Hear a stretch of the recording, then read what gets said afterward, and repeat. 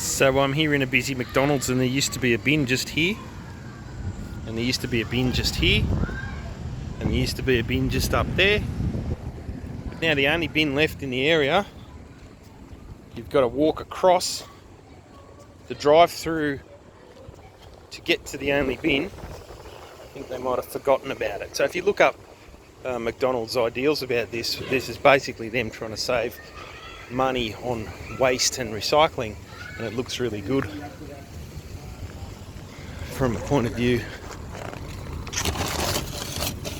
Looks really good when it comes to the bottom line, and you get to the boardroom meeting and you say, well, we've saved this much money on waste this year. But the problem is, people put the stuff in their car and throw it out the window. So, what's your experience? Drop a comment. Let me know what you think. Has your Maccas done the same? Is your neighbourhood littered with garbage because Maccas has decided that they don't want to collect it anymore?